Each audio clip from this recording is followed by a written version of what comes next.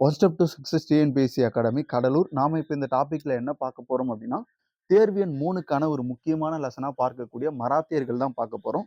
இது வந்து பார்த்தீங்க அப்படின்னா, உங்களுக்கு 7, 11 ஓகேவா? இந்த 2 வரலாறு புத்தகங்கள்லயும் உங்களுக்கு மராத்தியர் அப்படின்றது இருக்கு. இது 2த்தையும் நம்ம மெர்ஜ் பண்ணி தான் என்ன பண்ண போறோம் அப்படின்னா, பார்க்க போறோம். ஓகேவா? இப்ப இந்த மராத்தியர பார்க்கறதுக்கு முன்னாடி, இதுல எந்தெந்த பகுதி ரொம்ப முக்கியமானது அப்படின்னு பார்க்கணும். ஓகேவா? காரணம் என்னன்னா, நம்ம முன்னாடி எங்கெல்லாம் கொஸ்டின் எடுத்திருக்காங்க, எதெல்லாம் கொஸ்டின் ஏரியா, மராத்தியர்ல எது கொஸ்டின் ஏரியா அப்படின்லாம் பார்க்கணும். இப்ப மராத்தியர்கள்ல கொஸ்டின் ஏரியா பார்த்தீங்கன்னா, சிவாஜி. 2வது விஷயம் பார்த்தீங்க அப்படின்னா, தமிழ்நாட்டில் மராத்தியர் ஆட்சி. ஓகேவா? அதுல 2ஆம் சரபோஜி ரொம்ப முக்கியமானவர்.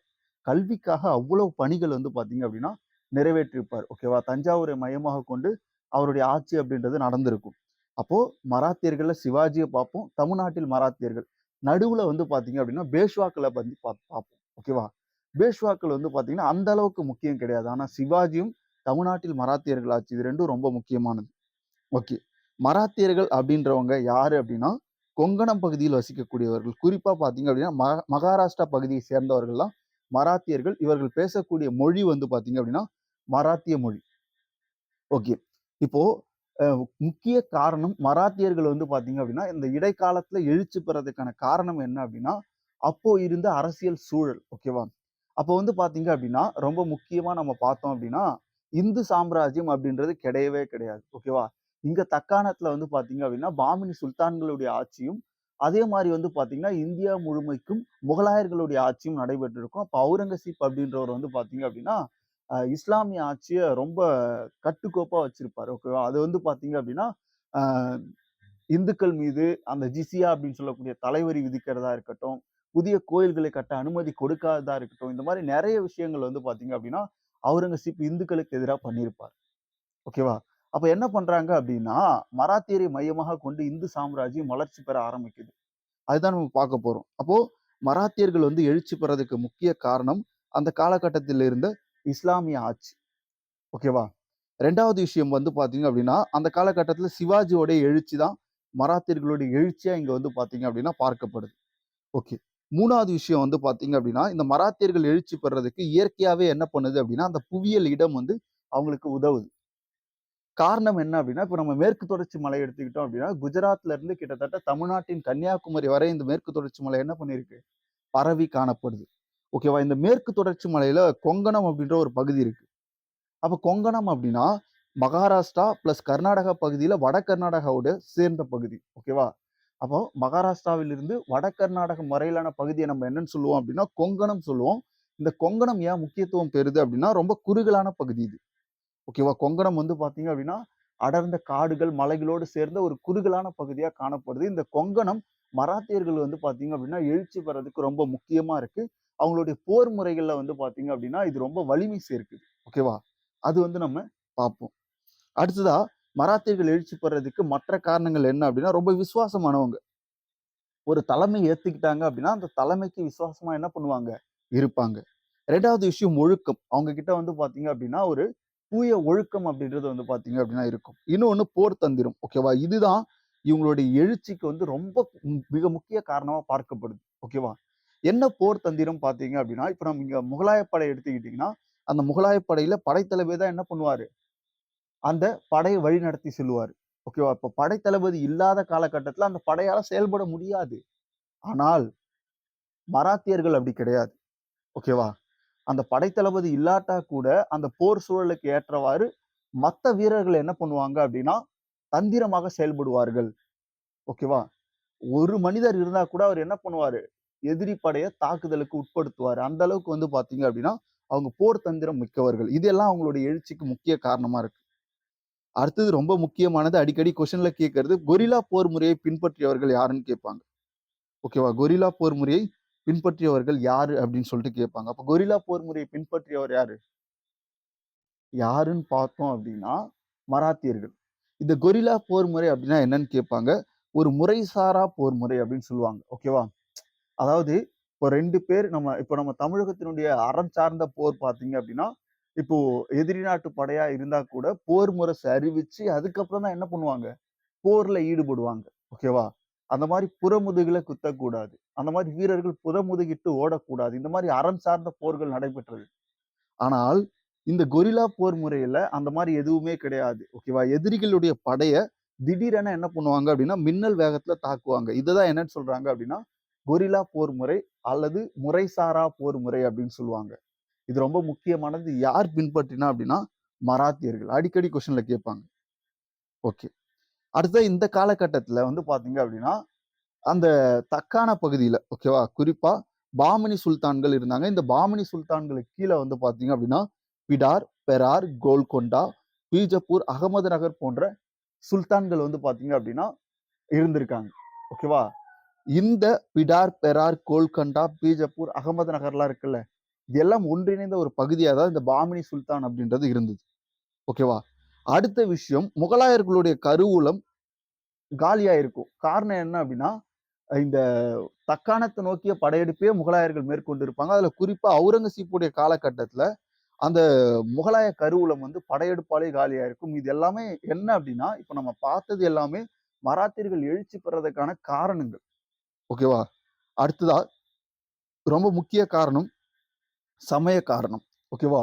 இதுவும் அடிக்கடி கொஸ்டின்ல கேட்பாங்க. இப்போ துக்காராம், ஏக்நாத், ராம்தாஸ் ஓகேவா? இவங்கலாம் யாரு அப்படின்னு ஃபர்ஸ்ட் பார்த்தரணும். ஓகேவா? இங்க பாருங்க. எம்ஜி ரானடே சில கூற்றுகள வந்து சொல்லியிருப்பார். ஓகேவா?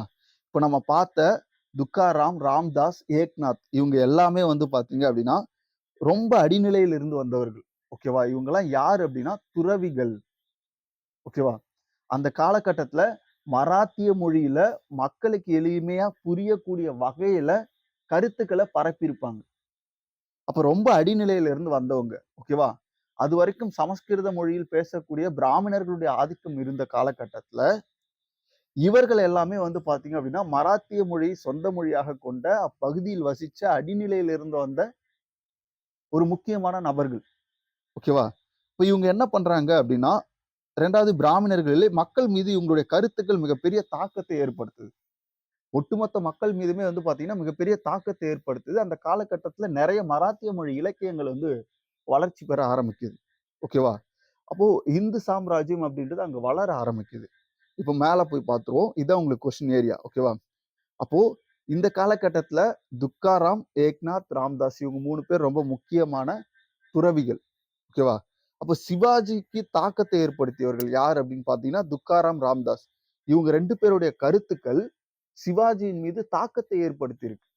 ஓகேவா? அப்போ சிவாஜியினுடைய குரு யாருன்னு கேட்டாங்கன்னா ராம்தாஸ். குரு மட்டும் கேட்டாங்கன்னா ராம்தாஸ். தாக்கத்தை ஏற்படுத்தியவர்கள் யாருன்னு கேட்டா துக்காராம், ராம்தாஸ். இவங்க 2 பேரையுமே சொல்லணும். ஓகேவா? ஓகே. அடுத்து பாருங்க. இதுவும் அடிக்கடி கொஸ்டின்ல கேட்டிருக்காங்க. கோட்டையை தாயாக கருதுபவர்கள். இப்ப நீங்க பார்த்தீங்க அப்படின்னா, மராத்தியர்கள் வந்து நெறைய கோட்டைகளை கைப்பற்றுவாங்க. ஓகேவா? புரந்தர் கோட்டையா இருக்கலாம், சிவனேரி கோட்டையா இருக்கலாம். இந்த மாரி நெறைய கோட்டைகள என்ன பண்ணுவாங்க அப்படின்னா, கைப்பற்றி வச்சுப்பாங்க. அப்ப கோட்டையை தாயாக கருதியவர்கள் யார் அப்படின்னா, மராத்தியர்கள். ஓகேவா?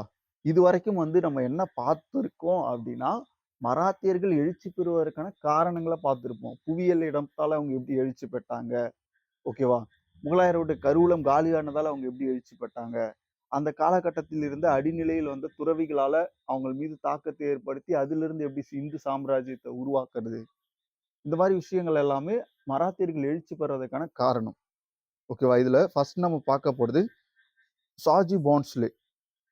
யார் இவர் அப்படின்னு பார்த்தீங்கன்னா, சிவாஜியோடைய தந்தை. ஓகேவா? இவர் வந்து பார்த்தீங்க அப்படின்னா, அகமது நகரை ஓகேவா? அகமது நகர் இருக்குல்ல, அந்த அகமது நகர் பகுதியில் அகமது ஷா அப்படின்ற ஒரு சுல்தான் இருந்தாரு. அவருக்கு கீழ வேலை செய்யக்கூடியவர் தான் யாரு அப்படின்னா, இந்த ஷாஜி பான்ஸ்லே. ஓகேவா? இவர் என்ன அப்படின்னா, அவருடைய இதுல ஒரு அமைச்சரா இருந்திருப்பாரு. இந்த மாலிக் காம்பூர பத்தி பின்னாடி பார்ப்போம். ஓகே. இந்த ஷாஜி பான்ஸ்லே இருக்காங்கல்ல, இவருக்கு வந்து 2 மனைவிகள். ஒண்ணு வந்து பார்த்தீங்க அப்படின்னா, ஜீஜாபாய். ஓகேவா? இவங்க தான் வந்து பார்த்தீங்கன்னா, முதல் மனைவி. இவங்க யார் அப்படின்னா, சிவாஜியினுடைய தாய். அப்ப சிவாஜியினுடைய தாய் யாருன்னு கேட்பாங்க. ஜீஜாபாய். அடுத்தது துக்காபாய். இவங்க வந்து பார்த்தீங்க அப்படின்னா, அவருடைய 2வது மனைவி. இப்ப சிவாஜியோடைய சிற்றன்னை யாருன்னு கேட்பாங்க. சிவாஜியோடைய சிற்றன்னை யாரு? துக்காபாய். ஓகேவா? ஓகே. இப்போ அகமது நகர் பகுதியில முகலாயர்கள் வந்து ஆதிக்கம் செலுத்த ஆரம்பிக்கிறாங்க. பின்னாடி என்ன பண்றாரு அப்படின்னா, பீஜப்பூர் சுல்தான்ல வந்து இந்த ஷாஜி பான்ஸ்லே இருக்காருல்ல, சிவாஜியுடைய தந்தை வந்து சேர்றாரு. ஓகேவா? அப்படி சேர்ந்ததுக்கு அப்புறம் அவருக்கு நிறைய அவமானங்கள், சிறையில் அடைக்கப்படுவார். இதெல்லாம் நடக்கும். பின்னாடி அதிலிருந்து எப்படி எழுச்சி பெற்று வராங்க அதெல்லாம் பார்ப்போம். இதே காலகட்டத்துல தாதாஜி கொண்டதேவ் அப்படின்னு ஒருத்தர் இருப்பாரு. இவர் யார் அப்படின்னா சிவாஜியினுடைய பாதுகாவலர். ஓகேவா? இப்போ உங்களுக்கு என்ன முக்கியமா பார்க்கணும் அப்படின்னு பார்த்தீங்கன்னா, சிவாஜியுடைய குரு யாருன்னு கேட்பாங்க. ராம்தாஸ். பாதுகாவலர் யாரு அப்படின்னா தாதாஜி கொண்டதேவ். இந்த 2 விஷயத்தையும் ஒப்பிட்டு பார்த்துக்கோங்க. ஓகேவா? அப்ப பாதுகாவலர் அப்படின்னா என்ன பாதுகாவலர் அப்படின்னு பார்த்தீங்கன்னா, சிவாஜிக்கு பாதுகாவலரா இருப்பாரு. அவருடைய தாய்க்கும் பாதுகாவலரா இருப்பாரு. ஓகேவா? சிவாஜியுடைய தந்தைக்கு வந்து பார்த்தீங்கன்னா, பூனாவுல ஒரு குறிப்பிட்ட பகுதி இருக்கும். அந்த பகுதிய என்ன பண்ணியிருப்பாரு அப்படின்னா, இந்த தாதாஜி கொண்டதேவ பார்த்துக்க சொல்லுவாரு. ஓகேவா? அதனால இவரு என்னன்னு சொல்லுவாங்க அப்படின்னா, அ ஜாகீர்தார் அப்படின்னு சொல்லுவாங்க. ஓகேவா? இப்போ ஜாகீர்தார் அப்படின்னா, அதுல ஜாகீர் அப்படின்றது ராணுவம் அல்லது நிர்வாக சேவைக்காக வழங்கப்படக்கூடிய நிலம். ஓகேவா? ராணுவம் அல்லது நிர்வாக சேவைக்காக வழங்கப்படக்கூடிய நிலத்த தான் என்னன்னு சொல்லுவாங்க அப்படின்னா, ஜாகீர் அப்படின்னு சொல்லுவாங்க. அப்ப பூனாவினுடைய ஜாகீர்தாரா யாரு இருந்தார் அப்படின்னா, தாதாஜி கொண்டதேவ் இருந்தார். ஓகேவா? அப்ப பாதுகாவலர், சிவாஜியுடைய பாதுகாவலர் யாருன்னு கேட்பாங்க. தாதாஜி கொண்டதேவ். ஓகே.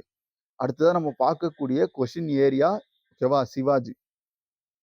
இப்போ சிவாஜி எப்ப பிறந்தார் அப்படின்னா, 1627 ஓகேவா? பிறந்திருக்காரு. அதிலிருந்து 1680ல வந்து இறந்திருப்பாரு. அப்ப அவர் பிறந்த இடம் வந்து பார்த்தீங்க அப்படின்னா, ஜுன்னார் அப்படின்னு சொல்லுவாங்க. அப்படி இல்லன்னா சிவனேரி அல்லது சிவ்னார் கோட்டை. ஓகேவா? அங்க தான் என்ன பண்ணாரு அப்படின்னா, சிவாஜி பிறந்தாரு. நான் முன்னாடியே சொல்லியிருக்கேன். என்ன அப்படின்னா, இது 2 இடங்கள்ல இருந்து மெர்ஜ் பண்ணது. ஒண்ணு 7 இன்னொன்னு 11. இங்க 2த்துலயும் சில சில வித்தியாசங்கள் இருக்கும். ஓகேவா? ஓகே. தாய் வந்து பார்த்தீங்க அப்படின்னா, எந்த வம்சத்தை சேர்ந்தவர்னா தேவகிரி. ஓகேவா? தேவகிரியோடைய யாதவ வம்சத்தை சார்ந்தவர் அவருடைய தாய். யாரு? ஜீஜாபாய். ஓகேவா? தந்தை வந்து பார்த்தீங்க அப்படின்னா, மேவாருடைய சிசோடியா வம்சத்தை சார்ந்தவர். ஓகேவா? அப்போ இந்த வம்சத்துல இருந்து என்ன பண்ணியிருக்காரு அப்படின்னா, சிவாஜி அப்படின்ற ஒருத்தர் பிறந்திருக்காரு. ஓகே. அவருடைய ராணுவ வெற்றிகள வந்து பார்ப்போம். சிவாஜியுடைய ராணுவ வெற்றிகள். சிவாஜி தன்னுடைய 19 அல்லது 18 வயது ஓகேவா? 2 புத்தகத்திலுமே ஒரு புத்தகத்துல 18 இருக்கு. ஒரு புத்தகத்துல 19 இருக்கு. அப்ப சிவாஜி 18 அல்லது 19 வயதுல என்ன பண்றாரு? முதல் முறையாக ராணுவத்துல பங்கேற்கிறார். ஓகேவா? அது குறிப்பா வந்து பார்த்தீங்கன்னா, 1645 அல்லது 1646 2 புக்லயுமே வேற வேற குடுத்திருக்காங்க. 11த் நம்ம 7த் 2த்தையுமே பார்க்கிறோம். அப்ப தோர்னா கோட்டையை முதல்ல என்ன பண்றாரு அப்படின்னா, பீஜப்பூர் சுல்தான்ட்ட இருந்து கைப்பற்றாரு. ஓகேவா? இது எல்லாத்துக்கும் காரணம் பீஜப்பூர் சுல்தான் பின்னாடி என்ன பண்ணியிருப்பாரு அப்படின்றத பார்ப்போம். அடுத்ததா இன்னொரு முக்கியமான விஷயம், மாவலி விவசாயிகள். ஓகேவா? இவங்க ரொம்ப முக்கியமானவங்க. சிவாஜியுடைய படையில இருந்த விவசாயிகள் இவங்கலாம். இவங்கலாம் வந்து பார்த்தீங்க அப்படின்னா, இந்த அ காடுகள், மலைப்பகுதிகள்ல போர் புரியக்கூடிய ஒரு முக்கியமான வீரர்களா இருந்திருப்பாங்க, இந்த மாவலி விவசாயிகள். ஓகேவா? சிவாஜி தலைமையை இவங்க என்ன பண்ணியிருப்பாங்க அப்படின்னா, ஏத்திருப்பாங்க. மலையில போர் புரியக்கூடிய திறமை மிக்கவர்கள் யார் அப்படின்னா, இந்த மாவலி விவசாயிகள். ஓகேவா? ராய்கர் கோட்டை தான் வந்து பார்த்தீங்கன்னா, மராத்தியர்களுடைய தலைநகரம். எது அப்படின்னா, ராய்கர் கோட்டை. ஓகேவா? ராய்கர் கோட்டை மராத்தியருடைய தலைநகரம். சிவனேரி கோட்டையில அவர் பொறந்திருப்பாரு. ஓகேவா? ஓகே. அதே மாரி இன்னும் சில கோட்டைகள கைப்பற்றுவாரு. காரணம் என்ன அப்படின்னா, மராத்தியர்கள் கோட்டைய என்ன பண்ணுவாங்க? தாயா கருதுவாங்க. அந்த அளவுக்கு புனிதமா பார்க்குறாங்க.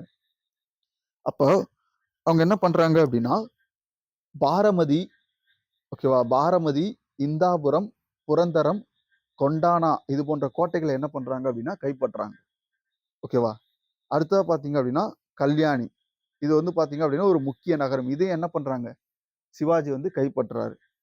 இந்த காலகட்டத்தில பீஜப்பூர் சுல்தான்ட்ட ஆல்ரெடி ஷாஜி பான்ஸ்லே வொர்க் பண்ணியிருப்பாரு. அப்ப அவரு என்ன பண்றாரு அப்படின்னா, சிறைப்படுத்துறாங்க. யாரு? பீஜப்பூர் சுல்தான் வந்து சிவாஜியுடைய தந்தைய சிறைப்படுத்துறாரு. அப்போ 1649ல விடுதலை பண்றாரு. அப்படி விடுதலை பண்ணும்போது சில விஷயங்கள் வந்து பேசிக்கிறாங்க. யார் அப்படின்னா, பீஜப்பூர் சுல்தானும், அவருடைய தந்தையும் பேசிக்கிறாங்க. அதனால என்ன பண்றாரு அப்படின்னா, சிவாஜி இந்த ராணுவ நடவடிக்கையில இருந்து ஒதுங்குறாரு. எந்த காலகட்டம்னு கேட்பாங்க. 1649ல இருந்து 1655 வரைக்கும். ஓகேவா? இந்த காலகட்டத்தில இந்த ராணுவ செயல்பாடுகள்ல இருந்து என்ன பண்றாரு அப்படின்னா, ஒதுங்கி இருக்காரு. யாரு? சிவாஜி ஒதுங்கி இருக்காரு. ஆனா யார் யார் பேசிக்கிறாங்க? ஷாஜி பான்ஸ்லேவும், பீஜப்பூர் சுல்தானும் பேசிக்கிறாங்க. இந்த மாரி உன்னுடைய பையன ஒதுங்கி இருக்க சொல்லு அப்படின்னு சொல்லிட்டு. ஓகே. மீண்டும் என்ன பண்றாரு அப்படின்னா, ராணுவ நடவடிக்கையில 1656ல ஈடுபடுறாரு. அப்போ சதாரா டிஸ்ட்ரிக்ட்ல ஜவாலி அப்படின்ற ஒரு பகுதிய கைப்பற்றாரு. திரும்ப அவரு ராணுவ பணியில ஈடுபட்டதுக்கு அப்புறம். அடுத்ததா பார்த்தீங்க அப்படின்னா, இந்த வெற்றிக்கு பிறகு இவரு என்ன பண்றாரு அப்படின்னா, ரொம்ப பிரபலம் அடையறாரு அந்த பகுதியில. ஓகேவா? மராத்தியர் அப்படின்னா சிவாஜி அப்படின்ற ஒரு நிலைமைக்கு வந்து என்ன பண்ணியிருப்பாரு அப்படின்னா வந்திருப்பாரு. அப்போ வந்து பார்த்தீங்க அப்படின்னா, முகலாயர்களுடைய கூட்டணி தக்கான ஆளுநர். அப்ப யாரு அப்படின்னா முராத். ஓகேவா? முகலாயர்கள் முகலாயர்கள் சார்பா தக்கான பகுதியில ஆளுநரா இருந்தவர் யாரு அப்படின்னா முராத்து. அத பத்தி நம்ம பின்னாடி பார்ப்போம். ஓகேவா? பீஜப்பூர் இடையில ஒரு மோதல் ஏற்படுது. எப்போ அப்படின்னா 1656ல. ஓகேவா? அப்ப சுல்தான் வந்து மரணம் அடைஞ்சிறாரு. யாரு அப்படின்னா முகமது அடில் ஷா. அவர் வந்து பார்த்தீங்க அப்படின்னா மரணம் அடைஞ்சிறாரு. எந்த காலகட்டத்தில அப்படின்னா 1656ல. அதுக்கப்புறம் பார்த்தீங்க அப்படின்னா, பிடார், கல்யாணி, பரிந்தர். ஓகேவா? இது எல்லாமே என்ன பண்றாங்க, முகலாயர்கள் வந்து பார்த்தீங்க அப்படின்னா கைப்பற்றாங்க. ஏன் அப்படின்னா, பீஜப்பூர் சுல்தான் இறந்துருவாரு. அந்த இடத்துல அரசியல் நிலைத்தன்மையற்று இருக்கும். ஓகேவா? இதே காலகட்டத்தில ஷாஜகான வந்து பார்த்தீங்க அப்படின்னா, சிறையில அடைச்சிருப்பார். யாரு அப்படின்னா, அவுரங்கசீப். அப்ப அவரும் என்ன பண்ணியிருப்பார் அப்படின்னா, இறந்திருப்பார். சிவாஜி வந்து பார்த்தீங்க அப்படின்னா, கொங்கணம் பகுதி, கல்யாணி, பிவாண்டி. ஓகேவா? இதே மாரி மாவாலி இந்த பகுதியெல்லாம் என்ன பண்ணுவாரு அப்படின்னா, சிவாஜி தன்னுடைய கண்ட்ரோல்ல வச்சிருப்பாரு. இப்போ ரொம்ப முக்கியமானது இது கேட்பாங்க. ஓகேவா? அடிக்கடி சிவாஜிக்கும், அப்சல் கானுக்கும் இடையில ஒரு மோதல் வரும். எப்போ? எந்த ஆண்டு? அப்படின்னு கேட்பாங்க. 1659. இந்த அப்சல் கான் யாரு அப்படின்னா, பீஜப்பூர் சுல்தான் சார்பா இந்த போர்ல ஓகேவா? பங்கேற்கக்கூடியவர். போர் அப்படின்னு சொல்ல முடியாது. ஒரு சண்டையில் பங்கேற்கக்கூடியவர். ஓகேவா? பீஜப்பூர் சுல்தான் சார்பா அப்சல் கான் வந்து பார்த்தீங்க அப்படின்னா போராரு. ஏன் அப்படின்னா, பீஜப்பூர் சுல்தானுடைய பெரும்பாலான பகுதிகள சிவாஜி கைப்பற்றுவார். இதனால் கோபமடைந்த பீஜப்பூர் சுல்தான் என்ன பண்ணுவாரு அப்படின்னா, அப்சல் கான சிவாஜிக்கு எதிரா அனுப்பி வைக்கிறார். எப்போ அப்படின்னா 1659. அப்போ அந்த அப்சல் கான் ஒரு வார்த்தை சொல்றாரு. ஓகேவா? மலையில் ஒளிந்து கொண்டிருக்கும் எலியை சங்கிலியால் கட்டி. ஓகேவா? எப்படி? மலையில் ஒளிந்து கொண்டிருக்கக்கூடிய எலியை சங்கிலியால் கட்டி என்ன பண்றேன்? நான் இழுத்துட்டு வரேன் அப்படின்னு சொல்றாரு. யாரு? அப்சல் கான் சொல்றாரு. ஓகேவா? சிவாஜி என்ன பண்றாரு அப்படின்னா, இதே காலகட்டத்தில பான்கா கோட்டைய வந்து கைப்பற்றார். ரொம்ப முக்கியமானது. எந்த கோட்டை? பான்கா கோட்டைய வந்து கைப்பற்றார். ஓகேவா? அப்போ இந்த காலகட்டத்தில அப்சல் கான் வந்து பார்த்தீங்க அப்படின்னா, மிரண்டுருவார். ஓகேவா? பிரச்சனை வந்து பார்த்தீங்கன்னா, சிவாஜி தான் இதுல வெற்றி பெறுவார். ஆனா, இவரு வீரவசனமா சொல்லிட்டு வருவாரு. என்ன? மலையில் ஒளிந்து கொண்டிருக்கும் எலியை சங்கிலியால் கட்டி இழுத்துட்டு வரேன் அப்படின்னு சொல்லுவாரு. அப்ப இந்த வாக்கியம் சொன்னது யாருன்னு கேட்பாங்க. யாரு? அப்சல் கான். இந்த அப்சல் கான் யார் சார்பானா? பீஜப்பூர் சுல்தான் சார்பா இருக்கக்கூடியவர். அடுத்தது சிவாஜிக்கும் முகலாயர்களுக்கும் இடையில பிரச்சனை ஏற்படும். இது எப்போ அப்படின்னா 1658 ஜூலைல. ஓகேவா? அவுரங்கசீப் வந்து பார்த்தீங்க அப்படின்னா, இந்த காலகட்டத்தில மன்னரா என்ன பண்ணுவாரு? அரியணை ஏற்பாரு. ஆனா, அவுரங்கசீப் எங்க இருந்தாரு அப்படின்னா, தக்கான பகுதியில தான் ஆளுநரா இருந்தாரு. பின்னாட்கள்ல அவர் அரியணை ஏறணும் அப்படின்றதுக்காக அவருடைய சகோதரர்களிடையே போட்டி ஏற்படும். அந்த போட்டியில வின் பண்ணி அவர் முகலாய பேரரச தன்னுடைய கண்ட்ரோல்ல கொண்டு வருவாரு. ஓகேவா? அப்ப இந்த காலகட்டத்தில தக்காணத்தினுடைய ஆளுநரா யார் இருந்தா அப்படின்னா, சேஸ்டா கான். இந்த சேஸ்டா கான் யாரு அப்படின்னா, முகலாயர் சார்பா இருந்தவர். அப்சல் கான் யாரு? பீஜப்பூர் சுல்தான் சார்பா இருந்தவர். இது 2ம் முக்கியமானது. அப்ப சேஸ்டா கானுடைய இல்லம் மீது வந்து பார்த்தீங்க அப்படின்னா, சிவாஜி தாக்குதல் நடத்துறாரு. ஓகேவா? அப்போ அதுல வந்து பார்த்தீங்க அப்படின்னா, கிட்டத்தட்ட ஒரு 400 பேர் வந்து ஈடுபடுறாங்க. அப்ப 1663 சேஸ்டா கான் என்ன பண்றாரு அப்படின்னா, திரும்ப பெறப்படுறாரு. யாரால? அவுரங்கசீப்பால் தக்காணத்தினுடைய ஆளுநர் அந்த பதவியிலிருந்து சேஸ்டா கான என்ன பண்றாங்க? திரும்ப பெறுறாங்க. காரணம் என்ன அப்படின்னா, சிவாஜிய இவரால கண்ட்ரோல் பண்ண முடியல. ஓகேவா? அது ரொம்ப முக்கியமானது. ஓகே. அடுத்து பார்த்தோம் அப்படின்னா, இப்ப யார் வரா அப்படின்னா, சிவாஜி, ஜெய்சிங் இவங்க 2 பேருக்கு இடையில மோதல் ஏற்படுது. ஓகேவா? அப்போ இந்த ஜெய்சிங் யார் அப்படின்னா, முகலாயர் சார்பா வரக்கூடியவர். ஓகே. ஒரு ராஜ்புட். ஓகேவா? அவரு என்ன பண்றாரு அப்படின்னா, முகலாயர் சார்பா வராரு. சிவாஜி கிட்ட பேசுறதுக்காக. ஓகேவா? யாரால அனுப்பி வைக்கப்படுறாரு அப்படின்னா, அவுரங்கசீப்பால் அனுப்பி வைக்கப்படுறாரு. அப்போ அரபிக் கடல்ல ஒரு முக்கியமான துறைமுகமா இருக்கக்கூடியது சூரத் துறைமுகம். இந்த துறைமுகத்த 1664ல சிவாஜி வந்து பார்த்தீங்க அப்படின்னா கைப்பற்றாரு. ஓகே. ரொம்ப முக்கியமான துறைமுகம் சூரத் துறைமுகம். 2 முறை வந்து பார்த்தீங்க அப்படின்னா, சிவாஜி சூரத் துறைமுகத்த வந்து தாக்குவாரு. ஏன் சூரத் துறைமுகம் வந்து அவ்ளோ முக்கியமானது அப்படின்னா, மிகப்பெரிய வர்த்தக மையமா வந்து பார்த்தீங்கன்னா, அந்த காலகட்டத்தில சூரத் இருந்திருக்கும். நெறைய வந்து பார்த்தீங்க அப்படின்னா, அங்க வரி வசூலுக்கு செய்யப்பட்டு, முகலாயர்களுக்கு வந்து பார்த்தீங்க அப்படின்னா, நெறைய வரிகள் வந்து இங்கருந்து போயிருக்கும். ஓகேவா? அப்ப அந்த முக்கியமான துறைமுகத்தை என்ன பண்றாரு? சிவாஜி தாக்குதலுக்கு உட்படுத்தி கைப்பற்றாரு. இது ரொம்ப முக்கியமானது. ஓகேவா? இப்ப இந்த ராஜா சேசிங் யார் அப்படின்னா, ஒரு ராஜ்புட் தளபதி அவரு. ஓகே. அது ரொம்ப முக்கியமானது. இப்ப தக்காணத்தின் ஆளுநரா அப்போ யார் இருந்தா அப்படின்னா, மூவாசம் இருந்திருப்பாரு. ஓகேவா? இப்ப என்ன நடக்குது அப்படின்னா, முதலாம் முகமது ஷா. ஓகேவா? அவுரங்கசீப்புடைய மகன். இவரு என்ன பண்றாரு அப்படின்னா, அவுரங்கசீப்புடைய மகனான முகலாம் முகமது ஷா வந்து பார்த்தீங்க அப்படின்னா, அப்ப ஆளுநரா நியமிக்கக்கூடிய வாய்ப்பு வந்து பார்த்தீங்க அப்படின்னா, அங்க இருக்கும். இப்போ இந்த காலகட்டத்தில என்ன பண்றாரு, அவுரங்கசீப் ஜெய்சிங்க அனுப்பி வைக்கிறாரு. அப்ப ஜெய்சிங்க்கும் சிவாஜிக்கும் இடையில ஒரு போர் அப்படின்றது நடக்குது. ஓகேவா? அப்ப அந்த காலகட்டத்தில வந்து பார்த்தீங்க அப்படின்னா, ராய்கர் அல்லது ரெய்க்கர் கோட்டையில சிவாஜி இருக்காரு. அந்த சிவாஜியோடைய ரெய்க்கர் கோட்டைய சுற்றி வளைக்கிறாங்க. அப்படி வளைச்சதுனால சிவாஜியால ஒண்ணும் பண்ண முடியல. அப்போ இவர்களுக்கு இடையில என்ன பண்ணுது அப்படின்னா, 1665 ஜூன் 11ல புரந்தர் உடன்படிக்கை ஏற்படுது. இது ரொம்ப முக்கியமானது. ஓகேவா? முன்னாடி எவ்ளோ தக்கான ஆளுநர்கள் இருந்தும், யாராலயும் கண்ட்ரோல் பண்ண முடியாத ஒரு சிவாஜிய, ராஜ்புட் தளபதியா இருக்கக்கூடிய ஜெய்சிங் என்ன பண்றாரு? கண்ட்ரோல் பண்ணி, கடைசில அவர சரணடைய வைக்கிறார். எங்க? ரைக்கர் அல்லது ராய்க்கர் கோட்டையில் இருக்கக்கூடிய அந்த சிவாஜிய அந்த கோட்டை முழுவதும் சுத்தி வளைக்கப்பட்டு, அவருக்கு இடையில ஒரு ஒப்பந்தம் நடக்குது. யாருக்கு யாருக்கு இடையில அப்படின்னா, முகலாயர்களுக்கும், மராத்தியர்களுக்கு இடையில. ஓகேவா? குறிப்பா கேட்டாங்க அப்படின்னா, ஜெய்சிங், சிவாஜி. இவங்க 2 பேருக்கு இடையில இந்த புரந்தர் உடன்படிக்கை அப்படின்றது நடக்குது. புரந்தர் அப்படின்ற இடத்துல நடக்கிறதுனால, அது புரந்தர் உடன்படிக்கை அப்படின்னு சொல்றாங்க. இந்த புரந்தர் உடன்படிக்கையில என்னென்னலாம் நடக்குது அப்படின்னு பார்த்தீங்கன்னா, சிவாஜி கைப்பற்றிய கோட்டை வந்து பார்த்தீங்க அப்படின்னா, அவரே வச்சுக்க அனுமதி குடுக்குறாங்க. யாரு? முகலாயர்கள்.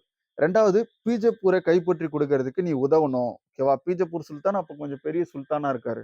அதனால பீஜப்பூர் பகுதிய நீ கைப்பற்றி குடுக்க எங்களுக்கு உதவியா இருக்கணும் அப்படின்னு சொல்லிட்டு என்ன பண்றாரு அப்படின்னா, சிவாஜி வந்து ஏத்துக்கிறாரு. மராத்தியர்களுக்கு வந்து நான் பீஜப்பூர கைப்பற்றி குடுக்குறேன் அப்படின்னு சொல்லிட்டு. அதுக்கப்புறம் ஒரு மன்சப்தார் பதவி யாருக்கு குடுக்குறாங்க அப்படின்னா, சிவாஜிக்கு குடுக்குறாங்க. அப்ப இது 3மே வந்து புரந்தர் உடன்படிக்கையில சொல்லப்பட்ட விஷயம். அதோட சேர்த்து ஆக்ராவுக்கு நீங்க பயணம் மேற்கொள்ளணும். ஓகேவா? ஏன் அப்டின்னா, அப்ப முகலாயர்களுடைய தலைநகரா எது இருந்தது? ஆக்ரா இருந்தது. அப்ப நீ அவுரங்கசீப்ப வந்து சந்திக்கணும் அப்டின்றதும் இந்த புரந்தர் உடன்படிக்கையில சொல்லியிருப்பாங்க. ஓகேவா? அப்போ இங்க என்ன நடக்குது அப்டின்னா, முக்கியமா ஜெய்சிங் இருக்கார்ல, ராஜா ஜெய்சிங் வந்து பார்த்தீங்க அப்டின்னா, ஒரு நேக்கா பேசுவாரு. ஓகேவா? எப்டின்னா தடவி குடுக்குற மாரி பேசுவாங்கன்னு சொல்லுவாங்கல்ல, அந்த மாரி பேசுவாரு. சிவாஜி கிட்ட பேசி அவருடைய மனச மாத்தி, நான் உங்களுக்கு சப்போர்ட்டா இருக்கேன்னு சொல்லி, அவர் ஆக்ராவுக்கு கொண்டு போறாரு. அப்ப அவுரங்கசீப் முன்னாடி நெறைய அவமானப்படுத்தப்படுவார் சிவாஜி. அதனால அவர் என்ன பண்ணுவாங்க அப்டின்னா, சிறையில அடைப்பாங்க. அது பின்னாடி பிரச்சனையா உருவாகும்.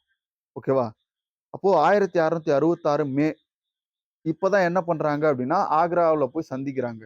சிவாஜி, அவருடைய மகன் இருக்கக்கூடிய சாம்பாஜி. இவங்க 2 பேருமே வந்து பார்த்தீங்க அப்டின்னா, போறாங்க. ஓகேவா? யார் யாரு? சிவாஜி, சாம்பாஜி. இவங்க 2 பேருமே வந்து பார்த்தீங்க அப்டின்னா, எங்க போறாங்க? எங்க போறாங்கன்னு பார்த்தீங்கன்னா, ஆக்ராவுல அவுரங்கசீப்ப சந்திக்கிறதுக்காக போறாங்க. ஓகே. அப்போ 1666ல ஒரு வீர தீர போர் கொள்கைய வந்து பார்த்தீங்க அப்டின்னா, சிவாஜி முன்மொழிகிறார். இந்த காலகட்டத்தில மூவாசம், அதாவது தக்காணத்தின் ஆளுநரா இருக்கக்கூடியவர் வந்து பார்த்தீங்கன்னா, ரொம்ப சோர்வா இருப்பாரு. அப்போ அ ராஜா ஜஸ்வந்த் ஓகேவா? அவரோட என்ன பண்றாரு அப்டின்னா, நட்பு பாராட்டல் அப்டின்றது வந்து பார்த்தீங்க அப்டின்னா, இங்க நடக்குது. அப்ப இவருக்கு என்ன மன்சப்தார் பதவி கொடுக்கப்படுது சிவாஜிக்கு அப்டின்னு கேட்பாங்க. மன்சப்தார் 5000 படிநிலை. ஓகேவா? யாருக்கு? சிவாஜிக்கும் மன்சப்தார் பதவி கொடுக்கப்படும். சாம்பாஜிக்கும் என்ன பண்ண முடியும்? அவருடைய சகோதரரா இருக்கக்கூடியவருக்கும் மன்சப்தார் பதவி அப்டின்றது கொடுக்கப்படும். ஓகேவா? இப்போ அடுத்து ஒரு மோதல் நடைபெறும். அது பின்னாடி அவர் வந்து வெளில வந்திருப்பாரு. ஓகேவா? அந்த சிறையில இருந்து எப்படி பழக்குடியில தப்பிச்சு வந்திருப்பாரு அப்டின்லாம் பார்த்திருப்போம். முகலாயர்களுடன் நேரடி மோதல்ல ஈடுபடுறாரு. யாரு? சிவாஜி 1670ல. ஓகேவா? இப்போ பார்த்தீங்க அப்டின்னா, குறிப்பா பெரார் பகுதி நிலம் அவுரங்கசீப் வந்து பார்த்தீங்க அப்டின்னா எடுத்துப்பாரு. யாருடையது அப்டின்னா, சிவாஜியுடையது. அப்ப இதனால மோதல் நேரடியா வந்து பார்த்தீங்க அப்டின்னா வரும். சூரத் தாக்குதல் வந்து 1670ல நடக்குது. முன்னாடி 1664 நடந்திருக்கும். அடுத்து 1670ல நடக்குது. அப்போ இந்த சூரத் துறைமுகத்துல சவுத் ஓகேவா? அப்டின்ற ஒரு வரி வந்து வசூலிக்கப்படும். சவுத் அப்டின்னா, சூரத் துறைமுகத்துல வசூலிக்கப்படக்கூடிய வரியில 4ல 1 பங்கு வருமானம் யாருக்கு அளிக்கணும்? சிவாஜிக்கு கொடுத்துடணும். ஓகேவா? 2 வரி இங்க நடக்கும். ஒண்ணு சவுத், இன்னொன்னு சர்தேஜ் முகி. சர்தேஜ் முகி அப்படின்றது சிவாஜிக்கு இருக்கக்கூடிய ஒரு சிறப்பு அந்தஸ்து. ஓகேவா? இந்த சவுத் அப்படின்றது அந்த பகுதியில 4ல 1 பங்கு வரிய அவருக்கு குடுத்துறணும். இது எப்போ அப்படின்னா 1672ல நடக்குது. ஓகே. அடுத்து வந்து பார்த்தீங்க அப்படின்னா, இது ரொம்ப முக்கியமானது. ஓகேவா? அரியணை ஏறுதல். சிவாஜி என்ன பண்றாரு? சத்ரபதி அப்படின்ற பட்டத்தோடு சத்ரபதி அப்படின்னா சுப்ரீம் கிங் அப்படின்னு சொல்லுவாங்க இங்கிலீஷ்ல. அந்த பட்டத்தோடு 1674 ஜூன் 6ல ராய்கர் கோட்டையில அரியணை ஏறுறார். ஓகேவா? இப்போ மராத்தியர்களோட 2வது தலைநகரமா எது இருந்தது அப்படின்னா செஞ்சி. இது பார்ப்போம் பின்னாடி. பட் வந்து பார்த்தீங்க அப்படின்னா, சிவாஜி எப்ப அரியணை ஏறினார்ன்னு கேட்பாங்க. 1674 ஜூன் 6ல. ஓகேவா? ராய்கர் கோட்டை. அதாவது தலைநகரமா இருக்கும். அங்க தான் என்ன பண்றாரு, சத்ரபதி அப்படின்ற பட்டம் சூட்டிக்கிறாரு. அதாவது சுப்ரீம் கிங் அப்படின்னு சொல்லுவாங்க. ஓகேவா? ஓகே. அடுத்தது தக்கான போர் முயற்சியில ஈடுபடுவாரு 1676ல. ஓகேவா? அதுக்கப்புறம் கோல்கொண்டா சுல்தானோட சில ரகசிய ஒப்பந்தங்களையும் என்ன பண்ணியிருப்பாரு அப்படின்னா, மேற்கொண்டிருப்பாரு. இப்ப சிவாஜியினுடைய கடைசி நாள் பார்த்தோம் அப்படின்னா, ஓகேவா? சாம்பாஜி. சாம்பாஜி வந்து பார்த்தீங்க அப்படின்னா, முகலாயர்கள் அதாவது அவுரங்கசீப்பால என்ன பண்ணியிருப்பாரு அப்படின்னா, தூக்கிலிடப்பட்டிருப்பாரு. ஓகேவா? எங்க அப்படின்னா, பான்கலால் கோட்டையில. 1680ல 53 வயதுல என்ன பண்ணியிருப்பாரு அப்படின்னா, சிவாஜி இறந்திருப்பார். ஓகேவா? இப்ப இந்த காலகட்டத்தில வந்து பார்த்தீங்கன்னா, அவருடைய ஒரு சொந்தக்காரரா இருக்கக்கூடியவர். ஓகேவா? வெங்கோஜி. அவர் வந்து தஞ்சை, வேலூர், செஞ்சி இந்த பகுதியெல்லாம் மராத்திய ஆட்சி என்ன பண்ணியிருப்பாரு அப்படின்னா, ஏற்படுத்தியிருப்பாரு. வெங்கோஜி அல்லது எக்கோஜி அப்படின்னு சொல்லுவாங்க அவர. அடுத்ததா சிவாஜிக்கு பிறகு மராத்திய நிர்வாகம். ஓகேவா? இப்ப சிவாஜி எடுத்துக்கிட்டோம் அப்படின்னா, சாம்பாஜி. ஓகேவா? அதுக்கப்புறம் ராஜாராம் அப்படின்னு சொல்லக்கூடிய 2 மகன்கள் வந்து அவருக்கு இருந்திருப்பாங்க. அப்ப சிவாஜிக்கு பிறகு அரியணை ஏறியவர் யாரு அப்படின்னா, சாம்பாஜி. சாகு. ஓகேவா? சாகு வந்து பார்த்தீங்க அப்படின்னா, இந்த காலகட்டத்தில சிறையில் அடைக்கப்பட்டிருப்பாரு. இப்ப ராஜாராம் யாருன்னு கேட்டீங்கன்னா, தாராபாய். ஓகேவா? இ ராஜாராமுக்கு தாராபாய், அதுக்கப்புறம் ராஜாபாய் அப்படின்னு சொல்லிட்டு 2 ஒய்ஃப் இருப்பாங்க. அதுல 2ஆம் சிவாஜி ஒருத்தரு, அதுக்கப்புறம் 2ஆம் சாம்பாஜி. இந்த ராஜாராம், சாம்பாஜி இங்க மேல இருக்காங்கல்ல, அவங்க யாரு அப்படின்னு பார்த்தீங்கன்னா, இவங்க 2 பேரும் சிவாஜியோடைய வாரிசு. ஓகேவா? இந்த சாம்பாஜிக்கு ஒரு வாரிசு இருப்பாரு. யாரு அப்படின்னா, சாகு. அது ரொம்ப முக்கியமானது. ஓகே. அடுத்தது பார்த்தோம் அப்படின்னா, இப்ப இந்த கடைசி காலகட்டத்தில அவுரங்கசீப்பும், ராஜ்புட் இவங்க 2 பேரும் ஒண்ணு சேர்ந்துருவாங்க. ஒண்ணு சேர்ந்துட்டு இந்த காலகட்டத்தில சாம்பாஜி ஓகேவா? இவரு வந்து பார்த்தீங்க அப்படின்னா, சிவாஜிக்கு பிறகு என்ன பண்ணுவாரு அப்படின்னா, அரியணை ஏறி இருப்பாரு. அப்போ சாம்பாஜிக்கும் அவுரங்கசீப் பிளஸ் ராஜபுத்திரர்கள் இவங்க 2 பேரும் சேர்ந்து சாம்பாஜிய எதிர்க்கிறாங்க. அப்போ சாம்பாஜிக்கு வந்து பார்த்தீங்கன்னா, அவுரங்கசீப்புடைய 2வது மகனான 2ஆம் அக்பர் ஓகேவா? அவரு வந்து பார்த்தீங்கன்னா, அவுரங்கசீப் தன் தந்தைக்கு எதிரா என்ன பண்ணுவாரு? கிளர்ச்சியில ஈடுபடுவார். அப்போ இந்த 2ஆம் அக்பருக்கு யார் வந்து பார்த்தீங்க அப்படின்னா, அடைக்கலம் குடுப்பான்னா சாம்பாஜி. அப்ப இது இன்னும் வந்து பார்த்தீங்க அப்படின்னா, அவுரங்கசீப்ப ரொம்ப என்ன பண்ணும் அப்படின்னா, கோபம் அடைய செய்யும். அப்ப 1689ல அவுரங்கசீப்பால என்ன பண்ணுவாரு? சாம்பாஜி கொல்லப்படுவார். ஓகேவா? அடுத்த அரசரா யார் வராருன்னு பார்த்தீங்கன்னா, ராஜாராம். ஓகேவா? இந்த ராஜாராம் வந்து பார்த்தீங்க அப்படின்னா, செஞ்சிக்கு வந்துருவார். ஏன் அப்படின்னா, இங்க மராத்திய பகுதியில இருந்து அவரு வந்து அடிச்சு துரத்திருவாங்க. அப்புறம் செஞ்சிய வந்து தலைமையிடமா கொண்டு அவர் என்ன பண்ணுவாரு அப்படின்னா, மராத்திய ஆட்சிய கட்டமைப்பாரு. ஓகேவா? இதே காலகட்டத்தில வந்து பார்த்தீங்க அப்படின்னா, அவருடைய மனைவி தாராபாய் அவங்க என்ன பண்ணுவாங்க அப்படின்னா, பின்னாடி அரியணை ஏறுவாங்க. அதுக்கப்புறம் வாரிசு உரிமை போர் வந்து நடைபெறும். யாருக்குன்னா, ஷாகு பிளஸ் தாராபாய்க்கு இடையில. ஓகேவா? ஷாகு யாரு அப்படின்னா, ராஜாராமுடைய மகன். தாராபாய் வந்து பார்த்தீங்க அப்படின்னா அதாவது ஷாகு வந்து பார்த்தீங்க அப்படின்னா, சாம்பாஜியோடைய மகன். ஓகேவா? சாம்பாஜியோடைய மகன் தான் ஷாகு. இந்த ராஜாராமுடைய மனைவி தான் யாரு அப்படின்னா, தாராபாய். அப்ப இவங்க வந்து பார்த்தீங்க அப்படின்னா, ஆட்சி பொறுப்பு ஏற்பாங்க. அது வந்து பார்த்தீங்க அப்படின்னா, முறைப்படி இருக்காது. ஷாகு தான் அங்க என்ன பண்ணும்? முறைப்படி ஆட்சி பொறுப்பை ஏற்கணும். அப்ப அவங்க 2 பேருக்கு இடையில என்ன பண்ணும் அப்படின்னா இந்த பிரச்சனை உருவாகும். ஓகேவா? இப்ப இந்த காலகட்டத்தில அமைச்சர்கள், பேஷ்வாக்கள் அப்டின்னா, அமைச்சர்கள் அப்டின்னு சொல்லுவாங்க. அப்ப இந்த அமைச்சர்களுடைய ஆதரவு யாருக்கு இருந்தது? அதாவது முதன்மை அமைச்சர்கள். இந்த பேஷ்வா அப்டின்னா முதன்மை அமைச்சர்கள். அதுல அந்த அப்போ பேஷ்வா இருந்தவர் யாரு அப்டின்னா, பாலாஜி விஸ்வநாத். ஓகேவா? இவருடைய ஆதரவு யாருக்கு இருந்தது அப்டின்னா, ஷாகுக்கு இருந்தது. அப்போ இந்த ஷாகு தான் என்ன பண்றாரு அப்டின்னா, பேஷ்வாக்களுக்கு அதிகாரங்கள மாற்றிக் குடுக்கிறாரு. அப்போ மராத்தியர்கிட்ட இருந்து அந்த மராத்திய பகுதி பேஷ்வாக்கள் என்ன பண்றாங்க? அதிகாரம் செலுத்தக்கூடிய வாய்ப்பு எப்டி வருதுன்னு பாருங்க. இந்த அரியணை பிரச்சனை உருவாகுது. இந்த அரியணை பிரச்சனைக்கு அப்புறம் ஷாகுக்கு ஆதரவு குடுக்கிறது யார் அப்டின்னா, பேஷ்வாக்கள். அதுல குறிப்பா பாலாஜி விஸ்வநாத். அவர் தான் முதன்மை அமைச்சரா இருப்பாரு. இப்ப அதனால தான் ஷாகு என்ன பண்றாரு அப்டின்னா, ஒரு குறிப்பிட்ட நாள்ல ஓய்வுக்கு போயிட்டு, மொத்த அதிகாரங்களையும் யாருகிட்ட குடுப்பாரு? பேஷ்வா கிட்ட குடுப்பாரு. ஓகேவா? அடுத்ததா ஷாகுவோட பையன் யாரு அப்டின்னா, 2ஆம் சிவாஜி. ஓகேவா? அவருடைய குழந்தை, ஷாகுவுடைய குழந்தை. ஓகே. கோல்காப்பூர். இப்ப தாராபாய் ஒரு அரச வந்து நிறுவுறாங்க. கோல்காப்பூர்ல. தாராபாய் யாரு அப்டின்னா, ராஜாராமுடைய மனைவி. ஷாகு. ஷாகு வந்து பார்த்தீங்க அப்டின்னா, சாம்பாஜியுடைய மகன். அவருக்கு ஒரு மகன் 2ஆம் சிவாஜி இருக்காரு. ஓகேவா? இப்ப இந்த 2ஆம் சிவாஜி யாரு அப்டின்னா, தாராபாய் இருக்காங்கல்ல, அவங்களுடைய குழந்தை.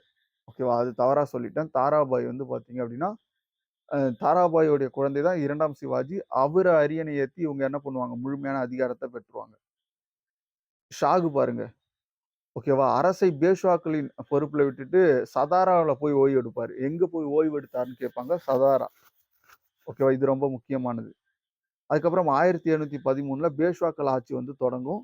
1808ல ஷாகு வந்து பார்த்தீங்க அப்படின்னா இறந்துருவாரு. ஓகே. இவங்களுடைய நிர்வாகம் பாருங்க. இப்ப மராத்தியர்களுடைய நிர்வாகம் பார்த்தோம் அப்படின்னா, அஷ்டபிரதான். அஷ்டபிரதான் அப்படின்னா 8 அப்படின்றது பொருள். அதாவது 8 அமைச்சர்களை கொண்ட அவை. ஓகேவா? இதுல பீஷ்வா அல்லது பேஷ்வா அல்லது பிரதான் இந்த பாரசீக சொல்லுக்கு என்ன பொருள் அப்படின்னா, முதன்மை அமைச்சர் அப்படின்றது பொருள். 2வது மந்திரி அல்லது வாக்கியா நவீஸ். இவர் யார் அப்படின்னா, காலமுறை அமைச்சர். ஓகேவா? அரசர் மற்றும் நீதிமன்ற நடவடிக்கைகளை ஆவண வடிவில் பாதுகாப்பவர் தான் இந்த மந்திரி அல்லது வாக்கியா நவீஸ். அவங்கள என்னன்னு சொல்லுவாங்க அப்படின்னா, காலமுறை அமைச்சர்ன்னு சொல்லுவாங்க. இது 2 புத்தகத்துல இருந்து எடுக்கிறதுனால அத அப்படியே கீழ குடுத்திருக்கேன். அமர்த்தியா அப்படின்னா நிதி அமைச்சர். அமர்த்தியா சென்ன்னு சொல்லுவான்ல, நிதி தொடர்பானவர். அப்ப நிதி அமைச்சர். சுமந்த் சுமந்த் அல்லது டபீர். ஓகேவா? இவரு வந்து பார்த்தீங்கன்னா, வெளியுறவு அமைச்சர். சச்சிவ் அல்லது சுருனாவிஸ். இவங்க வந்து பார்த்தீங்க அப்படின்னா, உள்துறை அமைச்சர். ஓகேவா? அஷ்டபிரதான் அப்படின்னா 8. அது யாருடைய அவையில இருந்தது அப்படின்னா, சிவாஜியோடைய அவையில. அதுக்கப்புறம் பாருங்க, பண்டிட், தனத்யாக்ஷா, சதர் முஸ்தாஃபி. இது எல்லாம் யார குறிக்கும் அப்படின்னா, மத தலைவர குறிக்கும். அடுத்தது நியாதிஷ். இவர் யார் அப்படின்னா, தலைமை நீதிபதி. குடிமை மற்றும் ராணுவ நீதிக்கு பொறுப்பானவர் அப்படின்னு குடுத்திருப்பாங்க. சரிநௌபத் அப்படின்னா தலைமை தளபதி. ஓகேவா? இது 2 புக்ல இருந்து எடுக்கிறதுனால அதுல மாறி, மாறி இருக்கும். ஓகேவா? சேனாபதி அல்லது ராணுவ அமைச்சர் அப்படின்னு சொல்லுவாங்க. அடுத்ததா பாருங்க. பேரரசு. பேரரசு வந்து மாகாணங்கள், அதாவது மாநிலங்களாக பிரிக்கப்பட்டிருக்கும். அந்த மாநிலங்கள் உடைக்கப்பட்டு பர்கானாவாகவும், அந்த பர்கானாக்கள் உடைக்கப்பட்டு கிராமங்களாகவும் என்ன பண்ணும்? பிரிக்கப்பட்டிருக்கும். அப்படி இந்த ஆர்டர்ல தான் என்ன பண்ணியிருப்பாங்க அப்படின்னா, மராத்திய நிர்வாகம் வந்து செயல்பட்டிருக்கும். சிவாஜி பேரரசு வந்து பார்த்தீங்க அப்படின்னா, சுயராஜ்யம் அப்படின்னு சொல்லுவாங்க. ஓகேவா? சிவாஜி பேரரசு சுயராஜ்யம் அப்படின்னு சொல்லுவாங்க. இப்ப 4 மாகாணங்களா இவரு என்ன பண்றாரு அப்படின்னா, பிரித்து வைஸ்ராய் அப்படின்ற ஒரு பொறுப்பு வந்து பார்த்தீங்க அப்படின்னா உருவாக்கப்படுது. அந்த பேரரசு பிரிக்கப்பட்டு. வருவாய்த்துறை. வருவாய்த்துறை எடுத்தோம் அப்படின்னா, ஜாகீர் அல்லது ஜமீன்தாரி. ஓகேவா? இந்த முறைய வந்து பார்த்தீங்க அப்படின்னா, சிவாஜி என்ன பண்ணியிருப்பாரு? ஒழித்திருப்பாரு. அவருடைய அப்பா காலத்துல இந்த ஜாகீர் முறை இருந்திருக்கும். நிலங்கள அளவீடு செஞ்சிருப்பாரு. ஓகேவா? அது தொடர்பானவர் வந்து ராஜா தோடர்மால். இது நம்ம பின்னாடி பார்ப்போம். விளைச்சல்ல 2ல 5ல 2 பங்கு. ஓகேவா? அப்படி இல்லன்னா 30% இருந்து 40% வந்து பார்த்தீங்கன்னா, பணமாகவோ அல்லது தானியமாகவோ செலுத்தலாம். விளைச்சல்ல. ஓகேவா? அந்த விளைச்சல நம்ம அதுல வரக்கூடிய அறுவடையா செலுத்தலாம். இல்ல அந்த வரக்கூடிய பொருள பணமா மாத்தி அத செலுத்தலாம். ஓகேவா? ஓகே. அதுக்கப்புறம் பார்த்தீங்க அப்படின்னா, பஞ்சம் மற்றும் அவசர காலங்கள்ல கடன் வந்து குடுத்திருக்காரு. நிலவரி திட்டம். ராஜா தோடர்மால் முறைய வந்து இவங்க என்ன பண்ணியிருப்பாங்க அப்படின்னா, பின்பற்றியிருப்பாங்க. அக்பருடைய அவையில இருந்தார்ல, அவருடைய முறைய பின்பற்றியிருப்பாங்க. சுங்கத்தீர்வை, அதுக்கப்புறம் தொழில் வரி இது எல்லாமே வந்து விதிக்கப்பட்டிருக்கும். சவுத் அதுக்கப்புறம் வந்து பார்த்தீங்க அப்படின்னா, சர்தேஜ்முகி. சவுத் அப்படின்னா, முகலாயர்கள் மற்றும் பீஜப்பூர் சுல்தான்கள் இவர்களுடைய பகுதியில இப்ப சிவாஜி வந்து ஒரு பகுதிய கைப்பற்றாரு அப்படின்னா, அதுல 4ல 1 பங்கு வந்து பார்த்தீங்க அப்படின்னா, வரியா செலுத்தணும். சர்தேஜ்முகி அப்படின்னா, இது ஒரு தகுதி. என்ன தகுதி அப்படின்னா, சிவாஜிக்கு இருக்கக்கூடிய ஒரு சிறப்பு தகுதி. அப்ப இந்த தகுதி அடிப்படையில ஒரு 10% அவருக்கு என்ன பண்ணணும்? வரி செலுத்தணும். ஓகேவா? மரபு வழியாக தன் நாட்டின் சர்தேஜ்முகியாக யார் இருந்தார்ன்னு கேட்பாங்க, சிவாஜி. ராணுவம் பார்த்தீங்க அப்படின்னா, காலாட்படை இருக்கு, குதிரைப்படை, பீரங்கி, ஒட்டகப்படை, கடற்படை. அப்ப இதெல்லாம் கேட்பாங்க. என்னென்ன படை இருந்துச்சு அப்படின்னா, காலாட்படை வச்சிருந்தாரு, குதிரைப்படை வச்சிருந்தாரு, பீரங்கி படை, ஒட்டகப்படை, கடற்படை இது எல்லாமே அவர் என்ன பண்ணியிருக்காரு? வச்சிருக்காரு. வீரர்களுக்கு வந்து பார்த்தீங்கன்னா, சம்பளம் பணமாக கொடுக்கப்பட்டிருக்கு. ஓகேவா? பெண்கள் வந்து ராணுவத்தில ஈடுபடல. இதெல்லாம் ரொம்ப முக்கியமானது. ராணுவ நடவடிக்கை வந்து பார்த்தீங்க அப்படின்னா, விளைச்சல பாதிக்கக்கூடாது. ஓகேவா? இப்ப ஏதோ ஒரு இடத்துல வந்து நம்ம என்ன பண்ண போறோம் அப்படின்னா, எதிரிகள தாக்க போறோம் அப்படின்னா, அங்க இருக்கக்கூடிய விளைச்சல்கள வந்து வீணாக்கக் கூடாது. ஓகேவா? அது ரொம்ப முக்கியமா பார்த்துக்கிட்டாரு. வீரர்கள், பெண் குழந்தைகள், முதியோர் இவங்களெல்லாம் கொடுமைப்படுத்தக்கூடாது. வீரர்கள் வந்து பெண் குழந்தைகள கொடுமைப்படுத்தக்கூடாது, குழந்தைகள கொடுமைப்படுத்தக்கூடாது, முதியோர்கள கொடுமைப்படுத்தக்கூடாது. அப்ப அந்த அளவுக்கு என்ன பண்ணியிருக்காரு? ரொம்ப இரக்கம் உள்ளவரா சிவாஜி இருந்திருக்காரு. ஓகேவா? 9 வீரர்கள் கொண்ட படைத்தலைமை என்னன்னு சொல்றாங்க அப்படின்னா, நாயக் அல்லது கோர்பரல் அப்படின்னு சொல்லுவாங்க. ஓகே. 9 வீரர் கொண்ட படைத்தலைமை என்னன்னு சொல்றாங்கன்னா, நாயக் அல்லது கோர்பரல் அப்படின்னு சொல்லுவாங்க. ஓகேவா? ஓகே. இப்போ காலாட்படை பார்த்தீங்க அப்படின்னா, காலாட்படை அதாவது ரெஜிமெண்ட், பிரிகேடு அப்படின்னு சொல்லிட்டு பிரிக்கிறாங்க. ரெஜிமெண்ட் வந்து பார்த்தீங்க அப்படின்னா, ஒரு பகுதி. பிரிகேடு அப்படின்னா, அது ஒரு இந்த தலைவர் பொறுப்புல இருக்கும். ஓகேவா? அதுக்கப்புறம் வந்து பார்த்தீங்க அப்படின்னா, குதிரை, அதுக்கப்புறம் படை வீரர்கள் இவங்கெல்லாம் என்ன சொல்றாங்க அப்படின்னா பர்கீர்கள். ஓகேவா? அதாவது அரசு குதிரையை வச்சிருக்கக்கூடிய படை வீரர்கள் என்னன்னு சொல்லுவாங்க அப்படின்னா பர்கீர்கள் சொல்லுவாங்க. இது ரொம்ப முக்கியமானது. அரசு குதிரையை வைத்திருப்போர் பர்கீர்கள். தாங்களாக குதிரையை வைத்திருந்தா ஷைலேதார்கள். ஓகேவா? ஷைலேதார்கள் அப்படின்னு சொல்லுவாங்க. சொந்தமா குதிரை வச்சிருந்தா ஷைலேதார்கள். நீதி வழக்குகள். ஓகேவா? இப்ப நீதி பார்த்தோம் அப்படின்னா, கிரிமினல் வழக்கு வந்து பட்டியல் விசாரிப்பார். ஓகேவா? சிவில் கிரிமினல் மேல்முறையீடு வந்து நியாதிஷ் கிட்ட தான் போகும். இறுதி மேல்முறையீட்டு நீதிமன்றம் வந்து பார்த்தீங்க அப்படின்னா, ஷாஜிர் மஸ்லிம். ஓகேவா? ஷாஜிர் மஸ்லிம். அடுத்தது பாருங்க, பேஷ்வாக்களுடைய ஆட்சி 1713.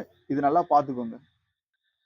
இந்த பேஷ்வாக்களுடைய ஆட்சியில முதல்ல வரக்கூடியவர் யாருன்னா, பாலாஜி விஸ்வநாத். 1713ல இருந்து 1820 வரைக்கும். ஏன்னா, இவர் தானே என்ன பண்றாரு? ஷாகுக்கு அரியணைய மீட்டுக் குடுக்குறாரு. பேஷ்வா பதவியை பரம்பரை ஆக்கியவர் யாருன்னு கேட்பாங்க. பாலாஜி விஸ்வநாத். அதுக்கப்புறம் சவுத் சர்தேஜ் முகி போன்ற வரிகளை வசூல் செய்ய நிலமானிய பிரபுவை நியமித்தார். யாரு? பாலாஜி விஸ்வநாத். இது ரொம்ப முக்கியமானது. அடுத்து வந்து பாத்தீங்க அப்படின்னா, கனோஜி ஆங்கரே. ஓகேவா? இவர் யாரு அப்படின்னா, அதிக அதிகாரம் கொண்ட கடற்படை தளபதி மேற்கு கடற்கரைக்கு. இப்ப இந்த பாலாஜி விஸ்வநாத் 1720ல வந்து இறந்துருவாரு. அதுக்கப்புறம் முதலாம் பாஜிராவ் வந்து பொறுப்பேற்பாரு. 1820ல இருந்து 40 வரைக்கும். பேஷ்வாக்களில் தலை சிறந்தவர் யார் அப்படின்னா, முதலாம் பாஜிராவ். முற்போக்கு கொள்கையை கடைபிடித்தவர் யாருன்னு கேட்பாங்க. முதலாம் பாஜிராவ். ஹைதராபாத் நிஜாமுடைய அமதி உடன்படிக்கையில் கையெழுத்திட செய்தவர். ஓகேவா? ஹைதராபாத் நிஜாமை அமதி உடன்படிக்கையில் கையெழுத்திட செய்தவர் யாருன்னா, முதலாம் பாஜிராவ். ஓகேவா? இவருடைய காலத்துல வந்து பாத்தீங்க அப்படின்னா, இவருடைய காலத்தில் மராத்திய பேரரசு வலிமை மிக்கதா மாறி இருக்கும். முதலாம் பாஜிராவுடைய காலத்துல. அதுக்கப்புறம் பாலாஜி பாஜிராவ் அப்படின்னா நானா சாஹிப் அப்படின்னு சொல்லுவாங்க. 1840ல இருந்து 1861 வரைக்கும் இவருடைய காலகட்டம் இருந்திருக்கும். ஓகேவா? இவர் வந்து பாத்தீங்கன்னா, சதாசிவராவ் வழிகாட்டுதல் படி அரியணை ஏறினார். மராத்திய பேரரசின் பெருமை, புகழ் உச்சநிலைக்கு கொண்டு சென்றவர் யார் அப்படின்னா, பாலாஜி பாஜிராவ். ஓகேவா? பஞ்சாப்பை கைப்பற்றி அட்டாக் கோட்டையை மராத்திய கொடியை பறக்க விட்டவர். அட்டாக் கோட்டையில மராத்திய கொடியை பறக்க விட்டவர் யாருன்னா, பாலாஜி பாஜிராவ். 3வது பானிபட்டு போர் எப்ப நடைபெற்றது அப்படின்னா, 1861 ஜனவரி 14. ரொம்ப முக்கியமானது. மராத்தியருக்கு சாவுமணி அடித்த போர் எதுன்னு கேட்பாங்க. 3வது பானிபட்டு போர். அகமது ஷா அப்தாலி. இவர் யார் அப்படின்னா, ஒரு ஆப்கானியர். ஓகேவா? இவர் என்ன பண்றாரு அப்படின்னா, ரோகில்காண்டோடைய நாஜிப் உத்தவ்லா, அயோத்தி நவாப் இவங்கலாம் ஒரு படை 3ஆம் பானிபட்டு போர்ல. இதுல குறிப்பா அகமது ஷா அப்தாலி தான். ஓகேவா? இந்த ஆண்டா சதாசிவராவ் தலைமையிலான படை. இப்ப சதாசிவர் தலைமையிலான படை தோல்வி அடையுது. ஒட்டுமொத்த மராத்திய பேரரசு வீழ்ச்சிக்கு உட்படுத்தப்படுது. அப்போ ஆங்கிலேயர்களுடைய எழுச்சிக்கு இது காரணமாகவும் அமையுது. கடைசி பேஷ்வா யார் அப்படின்னா, 2ஆம் பாஜிராவ். ஓகேவா? அடுத்ததா பார்த்தீங்க அப்படின்னா, உத்கீர் போர். இது எப்ப நடக்குது அப்படின்னா, 1860 ஹைதராபாத் நிஜாமுக்கும் சதாசிவராவுக்கும் நடக்குது. அதுல சதாசிவராவ் அதாவது மராத்தியர் வந்து வெற்றி பெறுறாங்க. இத கடைசி மராத்திய போர் அப்படின்னு சொல்லிட்டு சொல்றாங்க. ஓகேவா? நாதுஷா படையெடுப்பு எப்ப நடக்குது அப்படின்னா, 1839 முகலாயர்களுக்கு சாவுமணி அடித்த போர். அது பார்க்கறதுனால இதையும் சேர்த்து பார்க்கணும். மராத்தியர்களுக்கு சாவுமணி அடித்த போர் 3ஆம் பானிபட்டு போர். முகலாயர்களுக்கு சாவுமணி அடித்த போர் எதுனா, நாதுஷா படையெடுப்பு. ஓகேவா? முகமது ஷா அப்போ இருக்காரு. அவர் முகலாயர் சார்பா. நாதுஷா வந்து பாரசீகத்தை சார்ந்தவர். அப்ப இந்த போர்ல என்ன பண்றாரு அப்படின்னா, நாதுஷா 20 கோடி இழப்பீட வாங்கிக்கிறார். டெல்லியில ஒரு 15 நாள் தங்கி என்ன பண்றாரு அப்படின்னா, டெல்லிய செங்கல்லா பேர்த்து எடுக்கிறார். கோஹினூர் வைரத்தை எடுத்து செல்றாரு. மயிலாசனத்தை எடுத்து செல்றாரு. ஓகேவா? இந்தியாவை ரத்த பூமியாக மாற்றியது யாருடைய படையெடுப்பு அப்படின்னு கேட்பாங்க. நாதிஷாவுடைய படையெடுப்பு. நான் தான் சொன்னேனே செங்கல்லா பிரிச்சிருக்காருன்னு. ஓகேவா? முதலா ஆங்கில மராத்திய போர் எப்ப நடைபெற்றுச்சு அப்படின்னு கேட்பாங்க. இந்த ஆண்டு கேட்பாங்க. 1875ல இருந்து 82 வரைக்கும். இந்த முதலாம் ஆங்கிலேய மராத்திய போர் அதாவது சமரசத்துக்கு வந்தது சால்ஃபை உடன்படிக்கை 1882. அப்போ சால்ஃபை உடன்படிக்கை முதலாம் ஆங்கிலேய மராத்திய போர் தொடர்பு சம்பந்தமானது. ஓகேவா? அதுக்கப்புறம் பார்த்தீங்க அப்படின்னா, 2வது மராத்திய போர். 2வது மராத்திய போர் வந்து 1803ல இருந்து 1806 வரைக்கும். இது எந்த உடன்படிக்கை அடிப்படையில முடிவுக்கு வந்தது அப்படின்னா, பேசின் உடன்படிக்கை 1802. 3வது மராத்திய போர். ஓகேவா? ஆங்கிலேய மராத்திய போர் 1817ல இருந்து 1819 வரைக்கும். இது பூனா உடன்படிக்கையின் அடிப்படையில என்ன பண்ணுது? முடிவுக்கு வருது. ரொம்ப முக்கியமானது. அடுத்ததா இந்த பேஷ்வாக்கள் மத்திய தலைமைச் செயலகம் ஒண்ணு உருவாக்கப்படுது. ஓகேவா? பூனாவுல அது பேஷ்வா செயலகம் அப்படின்னு சொல்லுவாங்க. அனைத்து வரவு செலவுகளையும் கவனித்தல், தினசரி பதிவேட்டை பராமரித்தல். இது எல்லாமே அங்க வந்து நடந்திருக்கு. மாகாணம் பார்த்தீங்க அப்படின்னா, ஆளுநர் சர் சுபாஷ் தர்கர் அப்படின்னு சொல்லுவாங்க. ஓகேவா? மண்டலம் வந்து பார்த்தீங்கன்னா, பிராந்துகள், சுபாக்கள் இவங்களுடைய கண்ட்ரோல்ல வந்து இருந்திருக்கும். மாவட்டம் வந்து பார்த்தீங்கன்னா, மம்லதார், காமவிஸ்தார் இவங்களுடைய கண்ட்ரோல்ல என்ன பண்ணியிருக்கும் அப்படின்னா, இருந்திருக்கும். கணக்குகளை பராமரித்தவர் யார் அப்படின்னா, தேஷ்முக் அல்லது தேஷ்பாண்ட் அப்படின்னு சொல்லுவாங்க. இவங்க தான் வந்து பார்த்தீங்கன்னா, மாவட்ட அளவுல கணக்குகளை பராமரித்தவர்கள். ரசத் அப்படின்னா முன்பணம் அப்படின்னு சொல்லுவாங்க. பொது பணம் தவறாக கையாளப்படுவதை தவிர்க்கிறதுக்காக ரசத் சொல்லக்கூடிய முன்பணத்த வந்து பார்த்தீங்க அப்படின்னா, இந்த பொறுப்புல இருக்கவங்க கிட்ட வாங்கி என்ன பண்ணிப்பாங்க அப்படின்னா, இந்த பேஷ்வா நிர்வாகம் வச்சுக்கும். மம்லதார் மற்றும் இதர அதிகாரமிடந்து இது என்ன பண்ணியிருக்காங்கன்னா, வசூலிச்சிருக்காங்க. ஓகேவா? முதன்முறையாக நியமனம் செய்யும்போது இந்த வரி என்ன பண்ணுவாங்கன்னா, இந்த முன் தொகைய வந்து வசூலிச்சு வச்சுப்பாங்க. ஏன் அப்படின்னா, இதெல்லாம் ஊழல தவிர்க்கிறதுக்கான ஒரு நடவடிக்கையா பார்க்கப்பட்டது. அடுத்து 2ஆம் பாஜிராவ். ஓகேவா? இப்போ வந்து பார்த்தீங்க அப்படின்னா, இவரு என்ன பண்றாரு அப்படின்னா, இவருடைய அலுவலகத்துல வந்து பார்த்தீங்கன்னா, ஏலம் விடப்படுது. ஓகேவா? அதோட சேர்த்து எழுத்தர் மற்றும் அடிநிலை ஊழியர்கள் ஆண்டில் 10 அல்லது 11 மாதங்களுக்கு வந்து பார்த்தீங்க அப்படின்னா, ஊதியம் வந்து வழங்கப்படுது. கிராம நிர்வாகம் பார்த்தீங்க அப்படின்னா, நிர்வாகத்தினுடைய அடிப்படை அழகா பார்க்கப்படுது. பட்டியல் யாருன்னு கேட்பாங்க. தலைமை கிராம நிர்வாக அதிகாரி. தலைமை கிராம நிர்வாக அதிகாரி யார் அப்படின்னா, பட்டேல். அரசின் வருவாய் மற்றும் மத்திய அரசுக்கு அனுப்பும் பொறுப்பு. இது எல்லாமே வந்து பார்த்தீங்க அப்படின்னா, அந்த அலுவலகத்துக்கு வந்து இருக்கு. ஊதியம் வந்து பார்த்தீங்க அப்படின்னா, இவர்களுக்கு வந்து இல்ல அப்படின்றதையும், இந்த பதவி மரபொழி சார்ந்ததா இருந்ததையும் இங்க வந்து பார்த்தீங்க அப்படின்னா, பதிவு செய்றாங்க. எது அப்படின்னா, பட்டேல் சொல்லக்கூடிய தலைமை கிராம அதிகாரி. ஓகேவா? அரசின் வருவாய மத்திய அரசுக்கு அனுப்பக்கூடிய பொறுப்பு அந்த பட்டியலுக்கு இருக்கு. ஊதியம் வந்து அவருக்கு கிடையாது. அரசு சார்பான ஊதியம் வந்து அவருக்கு இல்ல. இந்த பதவி வந்து பார்த்தீங்க அப்படின்னா, மரபொழியா தந்தை, தந்தைக்கு அப்புறம் புள்ளை இந்த மாரி மரபொழியா என்ன பண்ணியிருக்காங்க, கொண்டு வந்திருக்காங்க. பட்டியலுக்கு உதவி செய்யறதுக்காக குல்கர்னி அல்லது கணக்காயர், அதுக்கப்புறம் ஆவண காப்பாளர். ஓகே இவங்கள வந்து வச்சிருக்காங்க. கட்டாய வேலை இருந்திருக்கு. தச்சர், கொல்லர், இதர கிராம தொழில் சார்ந்தவர்களுக்கு கட்டாய வேலை அப்படின்றது இருந்திருக்கு. நகர நிர்வாகம் யாருடைய கண்ட்ரோல்ல இருந்தது அப்படின்னா, கொத்தவால். நகரம் மற்றும் மாநகரங்களில் தலைமை வகிப்பவர் யாருன்னு கேட்பாங்க, கொத்தவால். அடுத்து பணி பார்த்தீங்க அப்படின்னா, சட்ட ஒழுங்கு, விலைவாசி பராமரிப்பு, சிவில் வழக்கு தீர்வு, மாதாந்திர கணக்கு அரசுக்கு அனுப்புதல், நகர காவல்துறையின் தலைவர் மற்றும் நீதிபதி யாரு? கொத்தவால். ஓகேவா? வருவாய் ஆதாரம் பார்த்தீங்க அப்படின்னா, நிலமானிய முறை. சிவாஜி பின்பற்றிய அனைத்து முறைகளையும் பின்னாடி என்ன பண்றாங்க? ரத்து செய்றாங்க. நிலத்த வந்து 3 வகையா பிரிச்சு இவங்க என்ன பண்றாங்க அப்படின்னா, அதுக்கேற்ற வரிய வந்து வசூலிக்கிறாங்க. பயிர் வகை, நீர்ப்பாசனம் வசதி பெறக்கூடியது, நிலத்தின் உற்பத்தி. இந்த 3 வகையா என்ன பண்றாங்க? நிலத்த பிரிச்சு வச்சிருக்காங்க. பத்திரப்பதிவுக்கு கட்டணம் வசூலிக்கப்படுது 25%. விதவை மறுமண வரி இதெல்லாம் வந்து பார்த்தீங்க அப்படின்னா, இந்த பேஷ்வா காலத்துல வசூலிக்கப்படுது. சவுத் பேஷ்வாக்கள் காலத்துல இந்த சவுத் அப்படின்றது ஆட்சியாளர்களுக்கு 25%ம், மராத்திய ராணுவ தளபதிகளுக்கு 66% பிரிக்கிறாங்க. எப்படி பிரிக்கிறாங்க பாருங்க. சவுத் அப்படின்ற அந்த வரிய ஆட்சியாளர்கள் 25% வச்சுப்பாங்க. மராத்திய ராணுவ தளபதி 66%, பிறப்பால் பிராமணராகவும் தலைவராகவும் உள்ள பண்டிட் மற்றும் சச்சிவுக்கு வந்து 6%.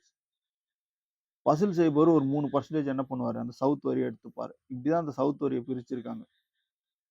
நதிக்கரை வரி ஓகேவா? பூசணிக்காய் விவசாயம் செய்றவங்களுக்கு நதிக்கரை வரி வந்து வசூலிச்சிருக்காங்க. அடுத்தது வாரிசு உரிமை வரி. அதுக்கப்புறம் வந்து பார்த்தீங்க அப்படின்னா, குர்ஜாப்பட்டி அல்லது தாஸ்திப்பட்டி. வரி செலுத்துவோர் ஒரு வருட வருமானத்துக்கு சமமான வரி தான் இந்த குர்ஜாப்பட்டி அல்லது தஸ்திப்பட்டி அப்படின்னு சொல்லுவாங்க. மத்திய நாணய தொழிற்சாலை ஒண்ணு உருவாக்கப்படுது 1760. எந்த ஆண்டுன்னு கேட்பாங்க. காவல்துறை கட்டுப்பாடு பார்த்தோம் அப்படின்னா, மகர்கள் ஒவ்வொரு கிராமத்திலும் காவலர்களா வந்து பார்த்தீங்கன்னா இருந்திருப்பாங்க. அடுத்ததா ராணுவம். முகலாய ராணுவ அமைப்பு மாரியே என்ன பண்ணியிருக்காங்க அப்படின்னா, பேஷ்வா காலத்துல ராணுவ அமைப்பு இருந்தது. சிவாஜி மராத்திய பகுதி வீரர்கள மட்டும் தான் தேர்ந்தெடுத்திருப்பாரு. ஆனா பேஷ்வாக்கள் நாட்டின் எல்லைப் பகுதியில எல்லா பகுதியில இருந்தும் எல்லைப் பகுதியில எல்லா பகுதியில இருந்தும் வீரர்கள தேர்ந்தெடுத்துப்பாங்க. ஆனா சிவாஜிக்கு ஒரு நடைமுறை இருந்தது. அவர் மராத்தியர்கள மட்டும் தான் தேர்ந்தெடுப்பார்.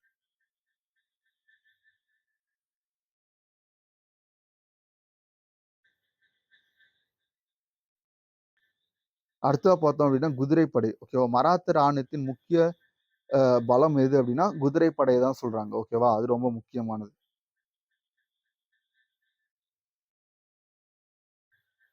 இதுல அடுத்தது பார்த்தோம் அப்படின்னா, ஓகே இது தவறா சொல்லியிருப்பேன். மராத்திய ராணுவத்தின் முக்கிய பலம் வந்து ஆயுதப்படை, அதுக்கப்புறம் குதிரைப்படை. இது 2மே வந்து சொல்லியிருப்பாங்க. இன்னொன்னு போர்ச்சுகீசியர்கள். ஓகேவா? இந்திய கிறிஸ்தவர்கள். இவங்க எல்லாமே வந்து பார்த்தீங்க அப்படின்னா, படையில வந்து சேர்த்திருப்பாங்க. அடுத்து கடற்படை பார்த்தோம் அப்படின்னா, துறைமுகத்தை பாதுகாக்கும் பொருட்டு உருவாக்கப்பட்டிருக்கு. பாலாஜி விஸ்வநாத் காலத்துல கொங்கணம், கண்டேரி, விஜயதுர்கா இங்கெல்லாம் கடற்படை தளம் வந்து அமைக்கப்பட்டிருக்கு. யாருடைய காலத்துல? பாலாஜி விஸ்வநாத் காலத்துல. கப்பல் கட்டுமானம் மற்றும் பழுது நீக்கமும் அங்க வந்து பார்த்தீங்க அப்படின்னா, நடைபெற்றிருக்கு. ஓகேவா? இதுவரைக்கும் வந்து சிவாஜிய பத்தி பார்த்தோம். பேஷ்வாக்கள பத்தி பார்த்தோம். தமிழ்நாட்டில் மராத்தியர் ஆட்சி ரொம்ப முக்கியமானது. பின்னணி பார்த்தோம் அப்படின்னா, கிருஷ்ணதேவராயர் இருக்கார்ல, அவர் தான் 1509லிருந்து 1527 வரையிலான காலகட்டத்துல இருந்திருக்காரு. ஓகேவா? இந்த கிருஷ்ணதேவராயர் யாரு அப்படின்னா, விஜயநகர பேரரசுல வரக்கூடியவர். ஓகேவா?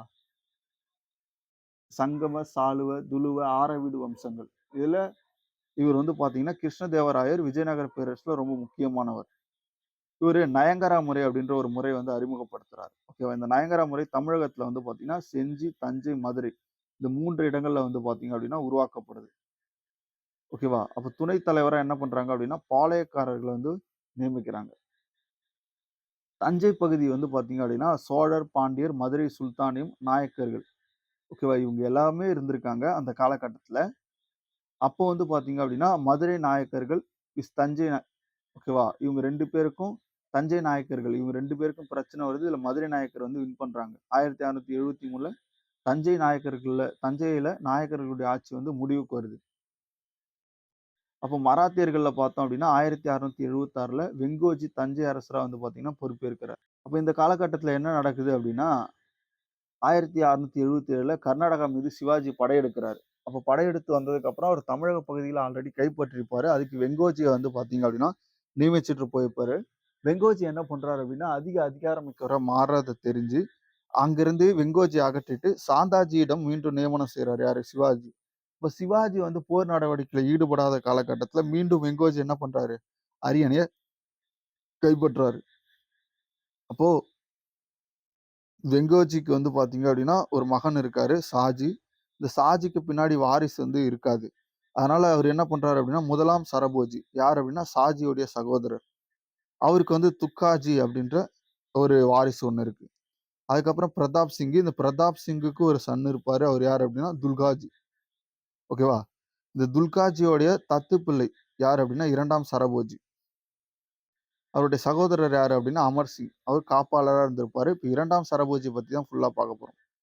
2ஆம் சரபோஜி விசஸ் வெல்லசி பிரபு. அப்ப ஆங்கிலேயர்கள் வந்து பார்த்தீங்க அப்படின்னா, சென்னை மாகாணத்த தங்களுடைய கண்ட்ரோல்ல வச்சிருப்பாங்க. அப்ப தஞ்சை கோட்டை மற்றும் அதை ஒட்டிய பகுதி தவிர அனைத்தும் என்ன பண்ணும்? ஆங்கிலேயருடைய கண்ட்ரோலுக்கு வந்துரும். ஓகேவா? என்ன அப்படின்னா, துணைப்படை திட்டம் மூலம் அது எல்லாமே வந்து ஆங்கிலேயர்கள் எடுத்துப்பாங்க. துணைப்படை திட்டத்தை அறிமுகப்படுத்தியவர் யாரு? வெல்லசி பிரபு. இப்போ 2ஆம் சரபோஜி என்ன பண்றாரு அப்படின்னா, தஞ்சை ஆண்ட மராத்திய போன்ஸ்லே சாம்ராஜ்யத்தினுடைய கடைசி ஆட்சியாளர் யாருன்னு கேட்பாங்க. 2ஆம் சரபோஜி. இவர பத்தி தான் நெறைய பார்க்க போறோம். ஆசிரியர் ஃபெடரிக் வாட்ஸ். அவர் ஒரு கிறிஸ்தவர். ஓகேவா? அவரு என்ன பண்றாரு அப்படின்னா, ஐரோப்பிய மொழி பலவற்றை அவர்கிட்ட இருந்து 2ஆம் சரபோஜி வந்து கத்துக்கிறாரு. யார்கிட்ட கத்துக்கிறார்ன்னு கேட்பாங்க. ஃபிரெடரிக் வாட்ஸ் அப்படின்றவர்ட்ட வந்து 2ஆம் சரபோஜி ஐரோப்பிய மொழிகள கத்துக்கிறாரு. அந்த அளவுக்கு வந்து அவர் கல்வியில மிகச் சிறந்தவர். அதெல்லாம் பின்னாடி பார்க்குறோம். அவருடைய கல்வி பங்களிப்பு வந்து பார்த்தீங்கன்னா, ஆங்கில கல்விய அறிமுகம் செய்தவர். எங்க அப்படின்னா, தஞ்சையில 2ஆம் சரபோஜி. மராத்திய மற்றும் சமஸ்கிருத மொழிக்கான முதல் அச்சகத்த வந்து பார்த்தீங்க அப்படின்னா, தஞ்சாவூர்ல உருவாக்குனது யாருன்னு கேட்பாங்க. 2ஆம் சரபோஜி. சி.எஸ். ஜான் இருக்கார்ல, அவர் வந்து பார்த்தீங்க அப்படின்னா, தரங்கம்பாடியை சேர்ந்த சமய பரப்பு குழுவை சார்ந்தவர். சரபோஜியின் கல்வி முன்னோடி யாருன்னு கேட்பாங்க. ஓகேவா? சரபோஜியினுடைய கல்வித்துறை முன்னோடி யாரு? சி.எஸ். ஜான். ஓகேவா? என்ன பண்ணியிருப்பாரு அப்படின்னா, மாணவர்களுக்கான உறைவிட பள்ளி வந்து ஏற்படுத்தி குடுத்திருப்பாரு. அதோட தமிழ், ஆங்கில வழியில் இந்திய மாணவர்களுக்கு இலவச கல்வி 1812ல வந்து பார்த்தீங்க அப்படின்னா, உருவாக்கி கொடுத்தவர். அப்ப சி.எஸ். ஜான் வந்து பார்த்தீங்க அப்படின்னா, 2ஆம் சரபோஜிக்கு கல்வித்துறையில முன்னோடியா இருந்திருப்பாரு. தாமஸ் மன்றோ சென்னை மாகாணத்தினுடைய ஆளுநரா இருந்திருப்பாரு. 1820ல தொடக்கப்பள்ளி தொடர்பான யோசனை வந்து முன் வச்சிருப்பாரு. 1841ல நவீன பள்ளிகளை உள்ளூர் குழந்தைகளுக்காக அரசு வந்து ஏற்படுத்தல. ஓகேவா? ஆனாலும் கல்விக்கான கணக்கெடுப்பு 1823ல நடந்திருக்கும். இதுக்கு முன்னோடியா தஞ்சாவூர்ல என்ன பண்ணியிருப்பாரு அப்டின்னா, 44 பள்ளிகள், ஓகேவா? அரசை சார்பா 21 பள்ளிகள், சமயக்குழு சார்பா ஒரு 19 பள்ளிகள். இதெல்லாம் யாருடைய முயற்சி? 2ஆம் சரபோஜியுடைய முயற்சி. ஆங்கில நிர்வாகம் சார்பா 1ம், ஆசிரியர் சார்பா ஒரு 3 பள்ளிகளையும் என்ன பண்ணியிருக்காங்க அப்டின்னா, இயக்கியிருக்காங்க. ஓகேவா? 2ஆம் சரபோஜி வந்துனா 1803ல தஞ்சாவூர்ல கிறிஸ்துவர் அல்லாத உள்ளூர் குழந்தைகளுக்கு கல்விக்கான முதலாவது நவீன பள்ளி ஏற்படுத்தியவர் யாரு அப்டின்னா, 2ஆம் சரபோஜி. தாமஸ் மன்றோவால முடியாதது 2ஆம் சரபோஜியால அங்க செயல்படுத்தப்பட்டிருக்கும். ஆதரவற்ற ஏழை மாணவர்களுக்கு இலவச தொடக்க மற்றும் உயர்நிலை பள்ளிகள வந்து உருவாக்கி குடுத்திருப்பாரு. நவவித்யா முறைய அறிமுகம் செஞ்சிருப்பாரு. ஓகேவா? யாரு அப்டின்னு கேட்பாங்க. 2ஆம் சரபோஜி. 1803ல முக்தாம்பாள் சத்திரம் அப்டின்ற ஒண்ண உருவாக்கியிருப்பாங்க. 1822ஆம் ஆண்டில் 2 வகுப்பறைகள், ஓகேவா? கலையும் 2 வகுப்பறைகள் வந்து பார்த்தீங்க அப்டின்னா, காலையும், மாலையும் வந்து 15 ஆசிரியர்களோட செயல்பட்டுருக்கும். எங்க அப்டின்னா, இந்த முக்தாம்பாள் சத்திரத்துல. அதுல வந்து பார்த்தீங்க அப்டின்னா, கிட்டத்தட்ட 464 மாணவர்களுக்கு வந்து கற்பிக்கப்பட்டது. கண்ணந்தன்குடியில மத பரப்பாளர்கள் நடத்திய பள்ளிய என்ன பண்ணியிருப்பாங்க அப்டின்னா, ஆதரிச்சிருப்பாங்க. 2ஆம் சரபோஜியுடைய புத்தகம், குமார வசம்பு, தேவேந்திரர் குறவஞ்சி, முத்ரா ராக்ஷியா, ஓகேவா? இது எல்லாம் வந்து 2ஆம் சரபோஜியினுடைய புத்தகமா பார்க்கப்படுது. அடுத்து தன்வந்திரி மகால உருவாக்கியிருப்பாரு. ஓகேவா? ஆராய்ச்சி நிறுவனம் இது. மனிதர்கள் மற்றும் விலங்குகளை மூலிகை மருந்து தயாரிக்கிறதுக்காக இது உருவாக்கப்பட்டிருக்கும். இதெல்லாம் கொஸ்டின்ல ஆல்ரெடி கேட்டிருக்காங்க. மேற்கத்திய அறிவியல் மற்றும் மருத்துவ முறைகளையும் கையாளக்கூடிய திறன் படைத்தவரா யார் இருந்திருப்பாரு அப்படின்னா, 2ஆம் சரபோஜி இருந்திருப்பாரு. நோயாளிகளுடைய ஆவணங்கள் பராமரிக்கும் முறையை அறிமுகம் செஞ்சவர். அந்த காலகட்டத்தில யாரு? 2ஆம் சரபோஜி. மருத்துவ நூல் 18 தொகுதி அடங்கிய ஆராய்ச்சி புத்தகம் ஒன்னை உருவாக்கியவர் 2ஆம் சரபோஜி. கை ஓவியம் மூலம் மூலிகை பற்றிய தகவல்களையும் அவர் என்ன பண்ணியிருப்பாரு அப்படின்னா, பட்டியலிட்டு பாதுகாத்திருப்பார். இசை பார்த்தோம் அப்படின்னா, கர்நாடக இசையில் மேற்கத்திய இசை கருவியான கிளாரின் வயலினை அறிமுகம் செய்தவர் 2ஆம் சரபோஜி. ஓகேவா? ஓவியம் வரைதல், தோட்டமிடுதல், நாணய சேமிப்பு, தற்காப்பு கலை, ரத போட்டி, வேட்டை, எருது சண்டை இது எல்லாமே வந்து பார்த்தீங்கன்னா, அவருடைய பொழுதுபோக்கா இருந்திருக்கும். தமிழ்நாட்டில் முதல் வன உயிரியல் பூங்கா தஞ்சை அரண்மனையில் உருவாக்கியவர் யாரு அப்படின்னா, 2ஆம் சரபோஜி. அவருடைய மரணம் 1832 மார்ச் 7. இப்போ 40 ஆண்டுகள் ஆட்சிக்கு பிறகு அவர் இறந்திருப்பாரு. அரசு சார்புல துக்கம் வந்து அனுசரிச்சிருப்பாங்க. அவருடைய இறுதி ஊர்வலத்துல 2ஆம் சரபோஜியோட இறுதி ஊர்வலத்துல கிட்டத்தட்ட ஒரு 90,000 பேர் வந்து கலந்திருப்பாங்க. அந்த காலகட்டத்தில. அருட்தந்தை பிஷப் ஷீபர் இருக்கார்ல, இவர் ஒண்ணு சொல்றாரு. இந்த கூற்று ரொம்ப முக்கியமானது. யார் சொன்னான்னு கேட்பாங்க. அருட்தந்தை பிஷப் ஷீபர். "முடிசூடிய தலைவர்களை நான் பார்த்திருக்கிறேன். ஆனால் இவர் தவிர எவரிடமும் அது இளவரசு தன்மையோடு அலங்கரித்ததில்லை." ரொம்ப முக்கியமானது. அடுத்ததா மராத்தியர் சார்பா ராஜாராமும், முகலாயர்கள் சார்பா அவருடைய படைத்தளபதியான சுல்ஃபிர் கான். அடுத்தது 2வதா வந்து பார்த்தீங்கன்னா, தாவூத் கான். குதிரைப்படை தளபதி. இப்போ சொரூப் சிங் என்ன பண்ணுவாரு அப்டின்னா, இறந்துருவாரு. எப்போ அப்டின்னா 1814ல.